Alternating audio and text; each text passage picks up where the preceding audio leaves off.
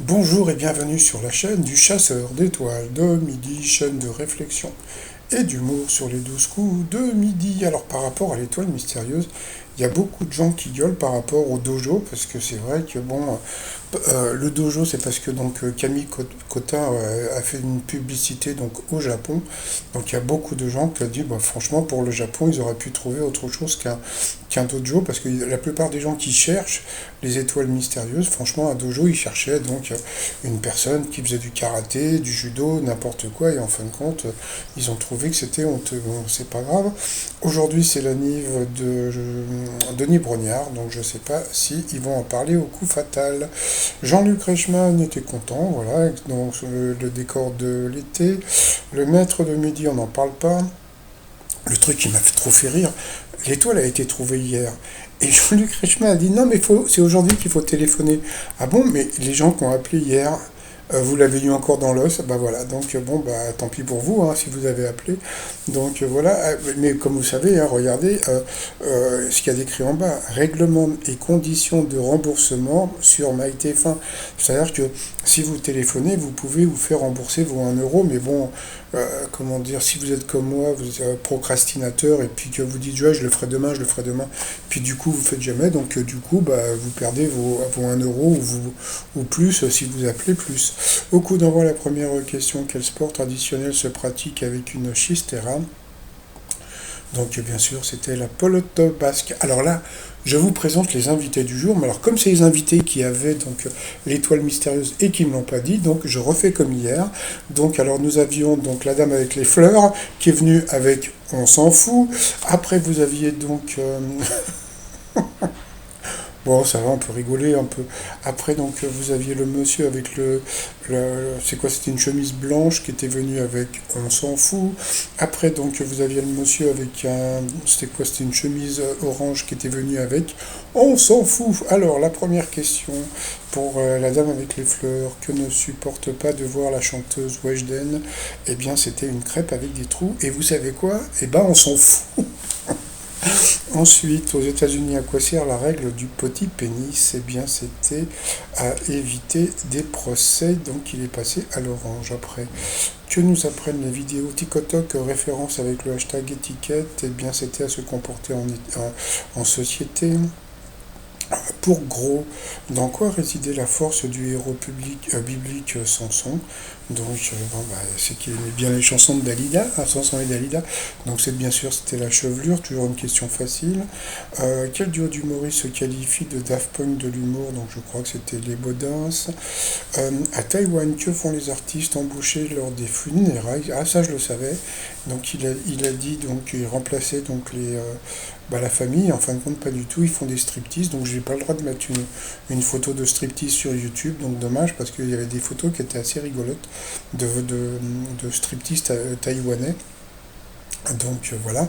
Donc sur cette question, bah, le mec avec la chemise blanche est passé au rouge, qui dit rouge dit duel. Il a pris le candidat avec la chemise orange en duel, qui a une question assez simple, qu'est-ce qui peut être du coche, tsetse ou à merde? Donc comme le dit mon t-shirt, ah merde, c'était la moumouche. Donc voilà, ensuite, eh bien, orange, alors qu'est-ce qu'il avait comme... c'était du rose hein, qu'il avait, et puis la dame avec les fleurs sont passées donc au coup par coup. Alors, quel rugbyman français a remporté le Grand Chelem lors du tournoi des Six Nations 2022? Eh bien, la mauvaise réponse, c'est l'homme en orange qui a dit Alain Penaud. Voilà, et pas confondre avec Jean-Pierre Pernaut. Après, que peut-on dire du rappeur Orelsan? Et là, c'est le maître de midi qui a dit qu'il était né à Caen. Donc, sur cette question, il est passé à l'orange.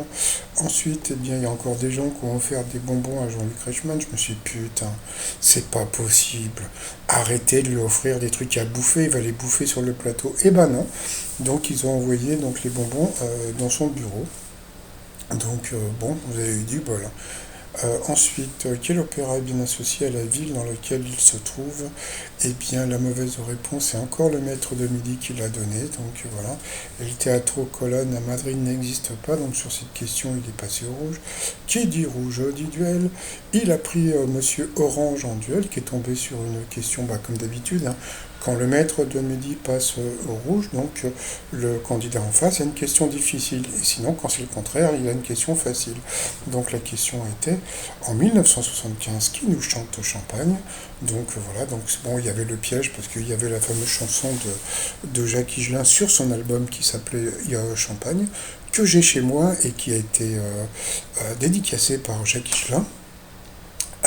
Et puis bon, j'imagine que tout le monde a fait comme moi, donc, parce que je crois il a dit Herbert Léonard. Et puis alors tout le monde a fait comme moi, tout le monde est allé sur Google, et puis en fin de compte, bah, d'après Google, et bien c'est Hervé Villard, mais là ils ont envoyé la pub, donc on va voir au retour. Allez, à tout de suite. Bon, bah, retour de pub, hein, et puis bon, bah voilà, donc c'était bien Hervé Villard, comme c'était bien noté sur YouTube, donc il l'a eu dans l'os, mais bon, de toute façon, en faisant pouf pouf, il aurait pu trouver, mais bon, voilà, donc après il a donné donc une étoile à Jean-Luc Reichmann qui avait été faite en 3D, mais c'était en bois. Le problème avec son étoile, c'est que même si elle avait l'air jolie, eh bien, elle n'était pas voyante. Je sais pas si, c'est-à-dire que bon, en général, s'il veut faire une étoile mystérieuse, il faut qu'on puisse la voir à la télévision, et là on voit rien du tout. Donc voilà. Donc ensuite, eh bien, Gros et puis la Dame à fleurs sont passés au coup fatal. Et là, on va rigoler encore. Alors c'est parti. Quel était le prénom de la chanteuse Soul Winehouse? C'est vrai, c'était une vraie chanteuse soul parce qu'elle était tout le temps bourrée. Puis en plus, donc Winehouse, donc c'était la maison du vin. Donc bien sûr, c'était Amy Winehouse. Ensuite, quelle spécialité italienne est composée de très fines tranches de bœuf assaisonné? Donc ça, c'était pour la Dame à fleurs. Donc bien sûr, c'était Carpaccio. Quel mont souvent fréquenté par le Tour de France est le point culminant du Vaucluse? Donc le mont Ventoux, c'était facile. Dans quel océan se situe la mer d'Iroise? Alors là, franchement, alors, ça y est, ils ont commencé à lui mettre une question super dure. Vous voyez, donc comme ça, vous pouvez vous rendre compte que bon, le candidat en face du maître. Mais attention, hein, quand je dis ça, c'est pour tous les maîtres de midi. C'est pas parce que c'est HPI. Non, non, non, c'est tous les maîtres de midi. C'est comme ça. Quand il arrive en coup fatal, le candidat a des questions plus difficiles. Donc, elle a dit l'Atlantique, et c'était bien l'Atlantique. Donc, bravo à elle. Dans le titre d'un film de Disney, qui forme un duo avec Rookie? Rookie. Donc bien sûr c'était Rox et Rookie. Après, à quelle grande féministe est consacré le livre de Christine Ockrent, Une ambition française? Donc elle est partie sur Simone Veil, c'était Françoise Giroud. Donc vous voyez, toc, encore une question difficile pour elle. Et alors on va voir quel genre de question va avoir le maître de midi. Alors, ah non, ça c'était pour elle. Ah oui, parce qu'elle s'était plantée. Quelle boisson composée de sirop et de limonade porte le nom d'un jouet? Et donc là, elle a vraiment cherché, hein. Donc c'est dommage, hein, si elle m'avait dit le nom de l'étoile mystérieuse, j'aurais été beaucoup plus gentil avec elle, parce que franchement, elle était très forte. Donc c'était le Diabolo. Ensuite, à quel événement sportif le journaliste et romancier Antoine Blondin a-t-il suivi 27 éditions? Encore une question très simple pour lui, donc c'était bien sûr le Tour de France. Quelle crème sert à tuer les spermatozoïdes? Donc c'était la... hein, donc voilà, donc c'était bon, c'était facile, mais bon, hein. Comment appelle-t-on les habitants de Saint-Brieuc? Donc vous voyez, donc elle a la question, bon voilà, c'était le briochin, je crois. Donc voilà. Ensuite, de quel personnage féminin voit-on le profil sur les avis d'apposition? Donc bien sûr, c'était Marianne. Ensuite, alors, qu'est-ce que vous avez... quel était le vrai prénom de Man Ray? Tiens, le maître de midi a une question difficile. Eh bien, c'était comme Macron, c'était Emmanuel. Ensuite, alors, ça c'était la question qui tue pour le maître de midi. Quelle préparation de pommes de terre peut être mousseline? Oh, purée à la question.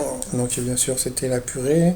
Après, à New York, quel sigle de 4 lettres désigne le musée d'art moderne ouvert en 1929? Et là franchement, la Dame à fleurs, elle a été super forte parce qu'elle dit c'était MoMA. Et là franchement c'était très fort. C'est-à-dire qu'ils lui ont mis plein de questions difficiles. Elle a répondu à deux trois questions comme ça dit qui étaient difficiles par rapport au maître de midi qui avait des questions de bébé comme d'habitude, hein. Donc pour lui, alors la crise de rire.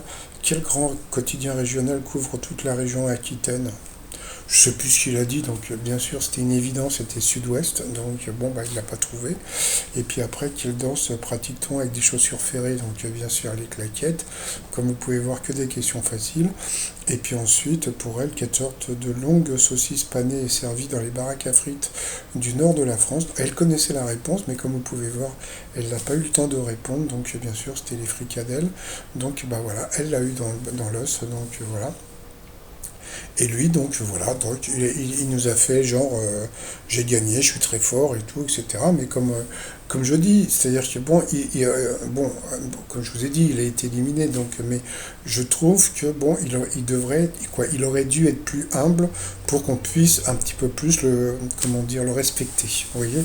Donc voilà, et en plus d'après ce que j'ai reçu un message tout à l'heure, il paraît qu'il danse maintenant. Donc mais bon, je l'ai pas vu parce que je faisais mon montage en même temps. Donc ensuite, par rapport au coût de maître, alors, il y avait quand même, là, il y avait 30 000 euros, hein. Donc, à quel alphabet les lettres alpha, bêta et delta appartiennent-elles? Donc, bien sûr, c'était un chez les Grecs. Donc, c'était une question assez simple. Ensuite, dans un jeu vidéo, qu'est-ce qu'un glitch? Donc, je crois qu'il a dit un jeu à gros budget. En fin de compte, je crois que c'était une sorte de bug. Donc voilà quoi. Comme je vous ai dit, hein, donc s'ils veulent mettre des questions difficiles, ils se gênent pas parce qu'ils voulaient pas lui filer les 30 000. Hein. Donc voilà. Puis après, bon, à partir du moment où il avait perdu une étoile et un zéro, après bon, c'est bon. 3 000 euros, donc 1 500 euros, là c'est bon, c'est dans nos cordes, on peut lui donner. Quel agent secret Jean Dujardin a-t-il incarné sur le grand écran? Donc bien sûr c'était OSS 117. Donc voilà. Ensuite, qu'est-ce que le yuzu, très employé dans la cuisine japonaise? Bah, c'était un agrume. Donc il a dit une agrume. Bon, c'est pas, voilà, c'est pas très grave. Hein, on peut se tromper sur les genres. Hein. Donc voilà. Et puis ensuite, qui passe ses vacances au fort de Brégançon? Oh, c'était trop dur comme question. Et puis en plus, la crise de rire, c'est qu'il nous a expliqué que il connaissait la réponse à cause des guignols. Oui, non, mais tu peux connaître juste la réponse parce que tu regardes un tout petit peu les infos, donc bien sûr. Donc c'était le président, donc c'était une question encore de bébé. Donc il était content, bon, bah, il a gagné 3 000 balles, ça lui fait 1 500 euros dans la poche. Par rapport à l'étoile mystérieuse, bah alors, d'après ce qu'on m'avait dit, on m'avait dit que c'était la Lune Steppe, mais bon, ça se trouve c'est plus bas. Hein. Donc là on voit du ciel, sur la droite on a l'impression qu'il y a un élément.